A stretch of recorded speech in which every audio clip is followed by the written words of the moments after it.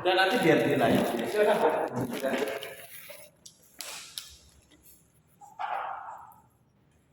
Jadi sejak awal saya sudah melayani Tuhan, saya lakukan secara rutin, aktif. Sampai mama saya bilang, kamu nggak tidur sekalian aja di gereja ya. Oh dulu zaman dulu itu GPD itu, wah tiap hari ada kegiatan kan, kaum pria. Nah itu tiap hari ada kegiatan. Sampai mama saya bilang, kamu itu kok nggak tidur di gereja aja. Suatu hari saya pulang makan ya, mama saya bilang, lu di gereja nggak dikasih makan tak? Sampai kayak gitu. Nah itu udah biasa lah saya. Tapi ketika saya SMA, saya jadi ketua kaum muda, itu saya melihat banyaknya anak muda yang lulus kemudian keluar kota untuk cari pekerjaan di desa kan gitu kan, lulus keluar dari kerjaan, sekolah, nanti setelah sekolah kadang-kadang nggak kembali langsung kerja dan sebagainya. Nah akhirnya setelah saya lulus kuliah, saya bantu mama saya kerja, Tuhan taruh di hati saya untuk menolong mereka, menolong mereka supaya dapat pekerjaan gimana caranya kalau yang nggak kuliah ya.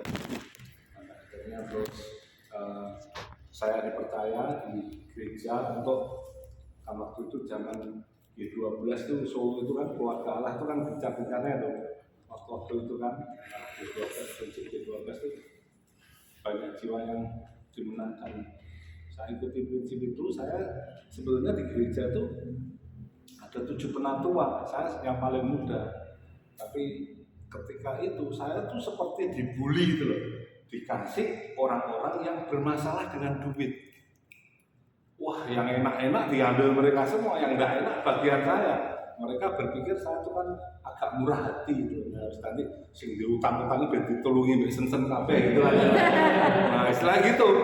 Tapi saya nggak sadar, akhirnya saya menemukan apa yang disebut panggilan Tuhan dalam hidup saya. Jadi saya ini seseorang yang dipanggil Tuhan untuk menolong anak muda dan orang tua di bidang ekonomi dan pemberdayaan.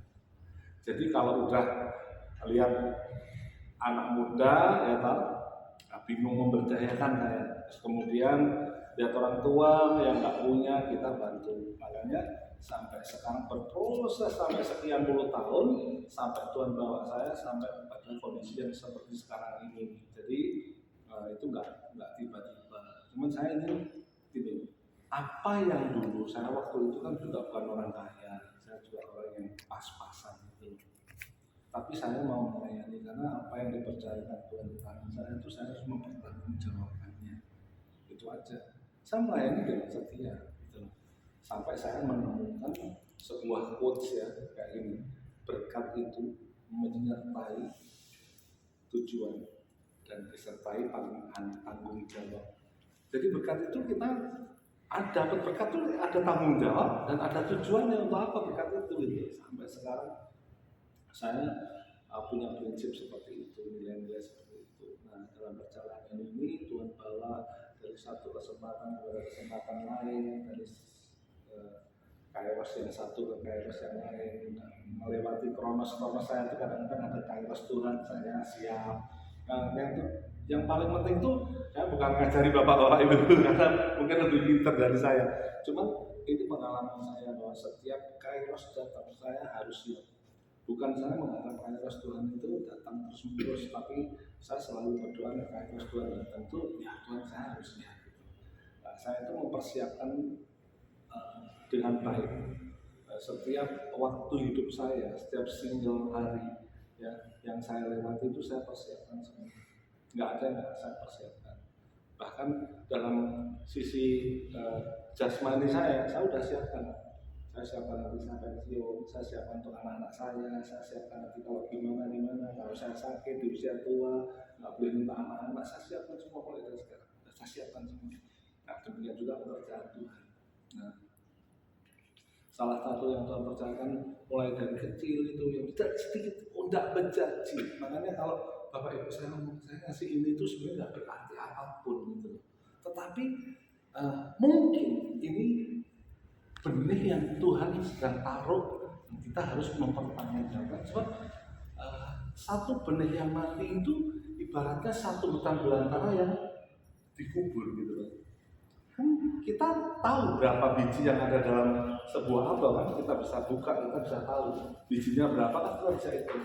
Tapi kita nggak pernah tahu berapa apel yang ada dalam satu biji. Ketika apel itu, biji itu ditanam kemudian keluar apel, jadi berapa banyak kita nggak bisa hitung. Gitu loh. Nah, yang kecil ini, dibantu ditaruh semua langsung sini ya. Yang tawar, yang mana, yang teh. Tolong ya.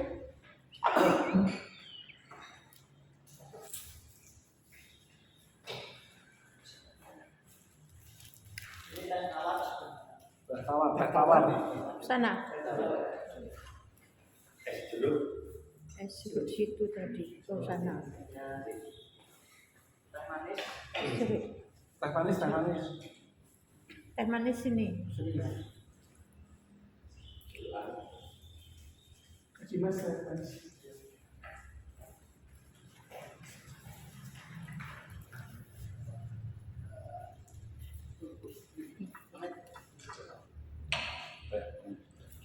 Satu lagi sini.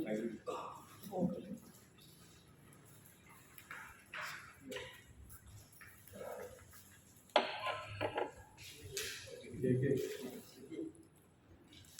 Sudah dapat semua? Sudah.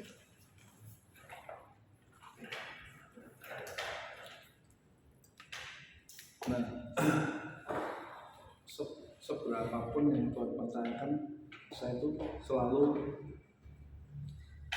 bertanggung jawab. Meskipun kecil, nggak berarti saya tetap setia.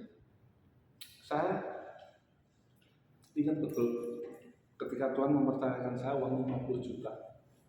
Saya gagal pertama kali. Akhirnya adik saya bantu saya ngasih 50 juta lagi. Akhirnya saya mulai bertanggung jawab. Saya tahu, saya ketika Tuhan percayakan saya 100 juta, saya ingat Tuhan percayakan saya 100 juta. Ketika Tuhan percayakan saya 500 juta, saya tahu itu Tuhan percayakan saya mulai tambahkan kepercayaan pada saya. Sebab kalau Alkitab ngomong, kamu hambaku yang setia, baik sekali perbuatanmu, kamu bisa dipercaya hal kecil, aku akan mempercayakan kepadamu tanggung jawab yang lebih besar. Bukan berkat yang lebih besar ya, tapi tanggung jawab yang lebih besar. Itu nilai saya. Kalau saya dipercaya itu bukan berarti saya mengharapkan uang yang lebih besar ya, tapi ketika saya dipercaya dalam hal kecil besar, Tuhan akan memberikan tanggung jawab yang lebih besar. Itu yang saya pegang, bukan duit lebih besar ya. Nah, itu berjalan terus sampai satu ketika saya punya ide, Tuhan taruh itu dalam hati saya untuk buat sebuah tempat itu sebetulnya bukan untuk pelatihan pertanian, perkebunan enggak. Itu karena hati saya untuk orang-orang tua ini ya. Saya buat tempat itu untuk sebenarnya padepokan usia indah. Padepokan usia indah itu di mana orang-orang tua itu bisa hangout di sana, ngobrol, ditemani hamba Tuhan, main dakon, senam-senam, itu ada di sana setiap hari Kamis. Itu melibatkan semua gereja yang ada di Magetan. Itu bukan pergerakan kita. Saya sudah serahkan kepada Bapak supaya ini bisa menjadi sarana untuk mempersatukan gereja Tuhan di Magetan, Kesatuan Tubuh Kristus di Magetan. Nah, sampai sekarang berjalan dengan baik. Ini termasuk pelakunya Pak Bambang dan ini juga ikut membantu di sana. Kemudian Tuhan bawa lagi kesempatan untuk saya bisa memberkati kota lewat perkebunan ini, Bapak Ibu. Jadi perkebunan ini sebenarnya kalau orang kaya manapun ketika saya cerita tentang ini, saya itu seperti membakar uang.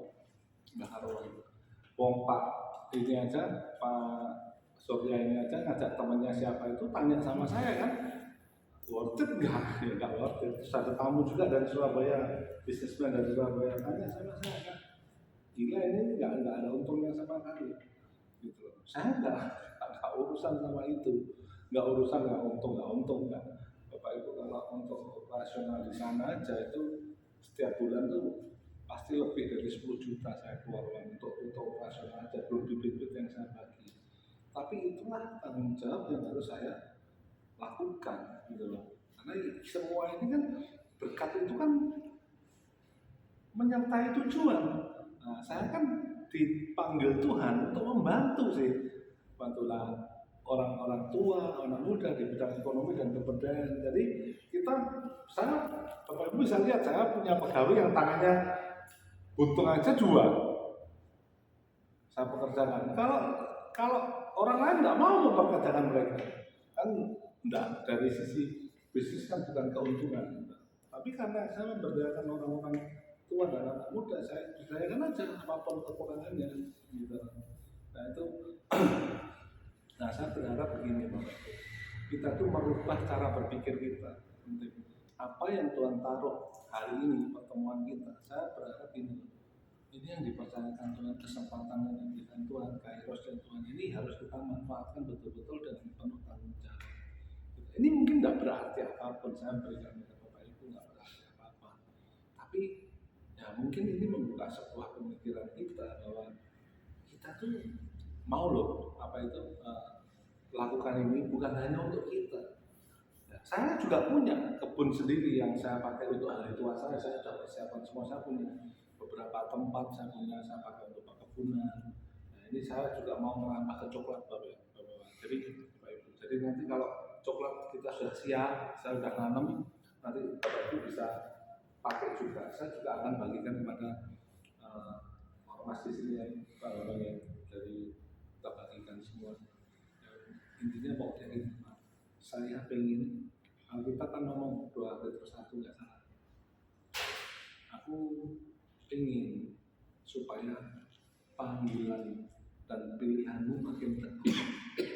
Sebab kalau tidak demikian, kamu akan jatuh tersandung. Itu kan. Jadi saya pikir ya, Tuhan sudah memanggil saya untuk bekerja menolong orang di bidang ekonomi dan pemberdayaan kepada orang-orang tua. Ini kan melakukannya ini dengan berbagai cara, termasuk salah satunya membagi dikit untuk pemberdayaan bapak-bapak sekalian. Nah, tapi setelah ini bukan kita berpikirnya gini loh, kan itu keuntungan pasti kita berpikir pertama kali. Ya tahu maksud kita dengan menanam. Saya itu kan visi saya di bidang perkebunan ini menolong pemerintah dalam hal ketahanan pangan dengan cara menanam tanaman jangka panjang di lahan yang tidak produktif. Itu, jadi saya jelas sekali apa yang Tuhan taruh di hati saya, yang menolong pemerintah dalam hal ketahanan pangan. Lewat apa? Lewat penanaman tanaman jangka panjang ya, di lahan yang tidak produktif. Kalau lahan produktif kita udah pakai untuk padi, untuk yang lain udah nggak apa-apa. Tapi untuk pekarangan, untuk lahan yang nggak produktif, kebun segala macam, kita bisa daripada tanaman yang tumbuh, lebih baik kita tanami dengan tanaman yang bermanfaat. Nah, setelah saya berjalan sejauh ini dengan membagikan bibit durian dan bibit apokat, gitu ya. Nah, saya berpikir juga untuk pemasarannya kan, karena jangan sampai kita itu nanam tiba-tiba pemasarannya turun, gitu kan. Ya. Perlunya kita harusnya ya. Nah, perlunya kita itu gini loh, membangun sebuah jaringan. Nah, jaringan saya kebetulan kan juga ada kerjasama dengan Banser. Nah mereka itu kalau tanaman dari mereka sendiri, mereka mau beli loh, meskipun harga lebih mahal dikit, mereka mau beli loh. Maksud jaringan mereka punya jaringan yang misalnya MU ya, grup MU yang kayaknya mereka daripada beli di luar, mereka beli dari saudara sendiri kan gitu kan. Nah, demikian juga dengan kita mesti bangun jaringan itu supaya kita bisa menjualnya dengan teman-teman sendiri. Nah, kalau tempat saya itu kan belum banyak teman-teman, jadi belum bisa banyak. Kemarin saya menanam itu karena becek, akhirnya agak berair. Ya itu pertamanya berair, jadi masih perlu belajar. Nah, kalau misalnya semua sudah baik, kita pasarkan aja di grup-grup, misalnya Abalon itu anggotanya 5.000 orang. Kita share di grup mereka, pasti masih banyak kok yang beli gitu loh, dengan harga yang baik, bukan hanya harga terpulang gitu. Kalau kita jual di harga terpulang murah banget gitu loh. Nah, tapi bukan itu yang kita pikirkan, nggak sampai berhenti sampai di situ. Bagaimana kita bisa menolong terutama jemaah, karena di tempat kita selain bantuan kita bagikan kepada jemaah.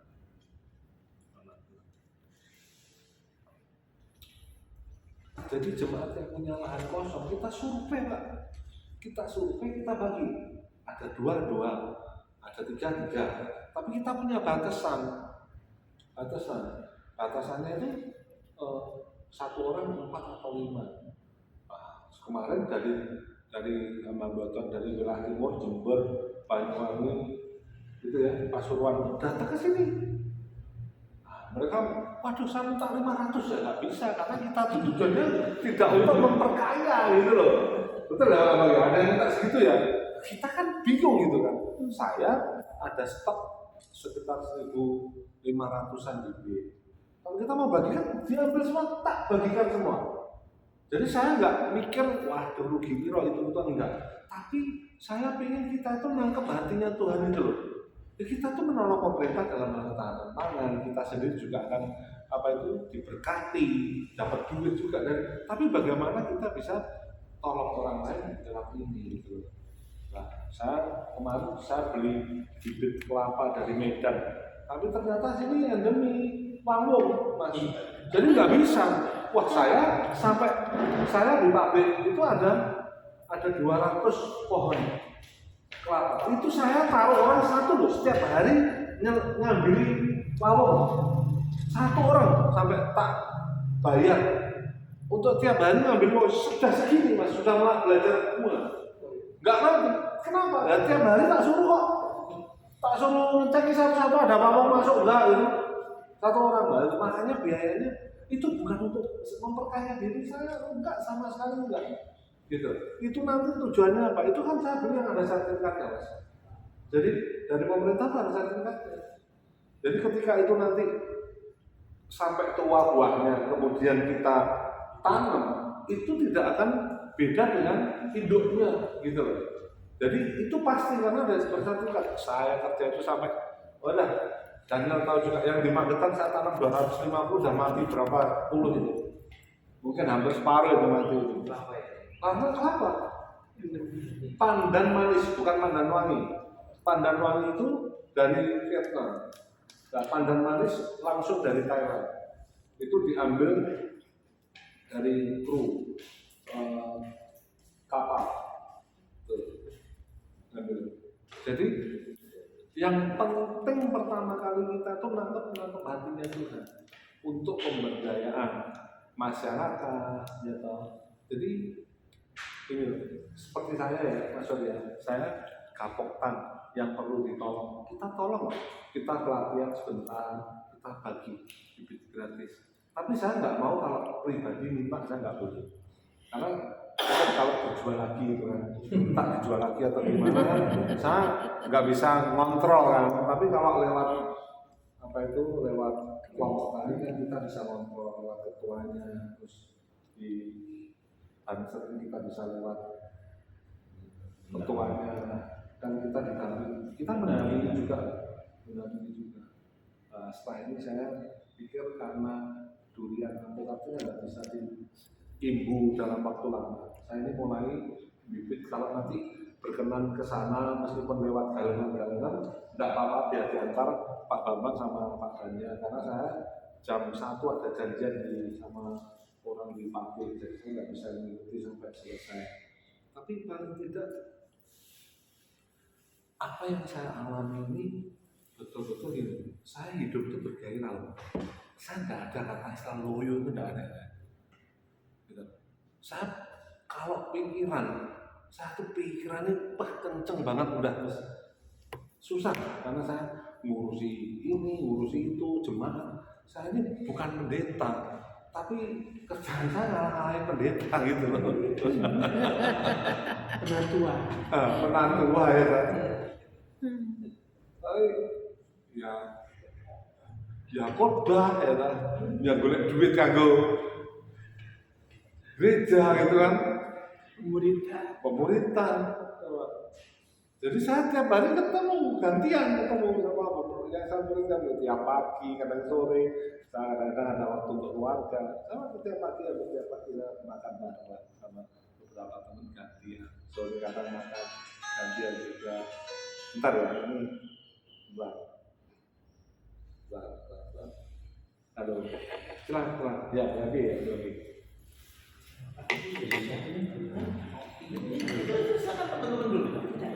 Betul?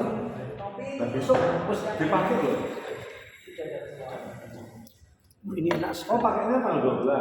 ini Oh, resepnya Pak Sen ya. Erin. Ya Oh, wes, iya. ya wes. Suruh balik dulu. Yang belum Ya wes. Sampai mana bawahan? Nanti kalau waktu cerita saya malah bantah.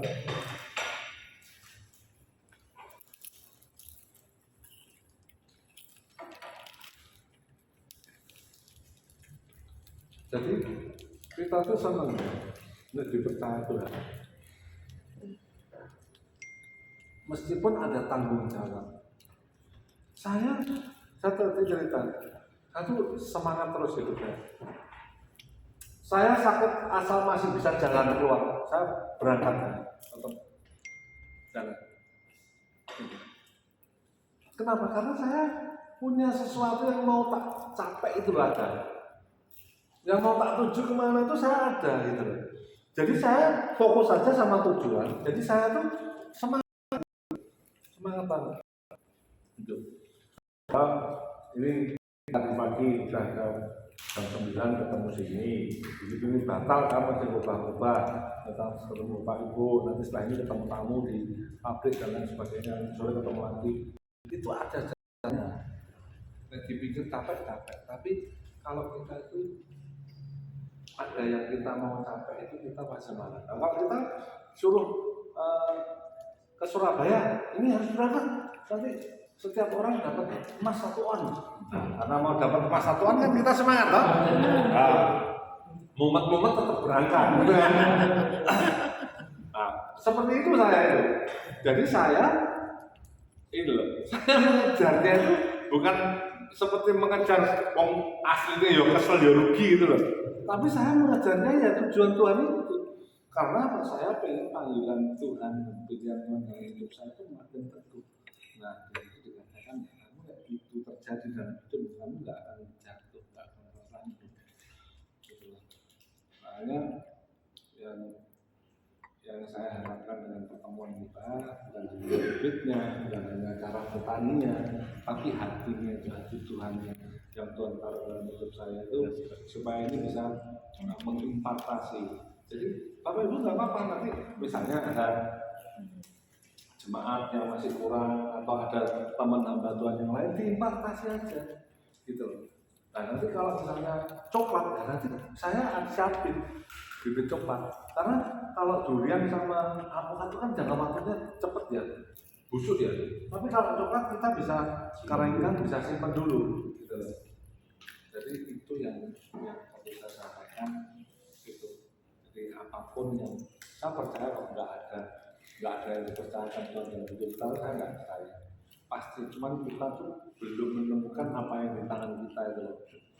Nah, mari kita temukan, mungkin melalui benih ini, melalui pertemuan kita sadar bahwa Tuhan itu sedang mempercayakan kita sesuatu dan perlu tanggung jawab. Kalau orang pun nggak tanggung jawab, itu gampang aja. Ya wes, nanti kita bagi kartu kue, ditandur saya rasa jurus. Ada juga yang seperti itu. Nah, tapi kalau kita bertanggung jawab ya itu benar itu kita rawat baik-baik. Semua itu mulai dari benih. Saya sendiri bekerja seperti ini, melayani seperti ini bukan dari dulu setelah punya duit enggak. Dulu saya pas-pasan, hidup pas-pasan itu saya gitu banyak. Saya masih masih kekurangan aja, saya sudah berani melepas kalau memang Tuhan inginkan. Saya berani loh. Kadang-kadang sales ditunda aja lah, ini lebih urgent. Saya sampai kadang-kadang gitu loh. Saya pengusaha, kulaan ada sales kan datang, gitu kan. Nah kalau waktu Tuhan membutuhkan saya harus lepas, saya lepas saja. Nanti saya datang, saya bilang minggu depan ya kan gitu.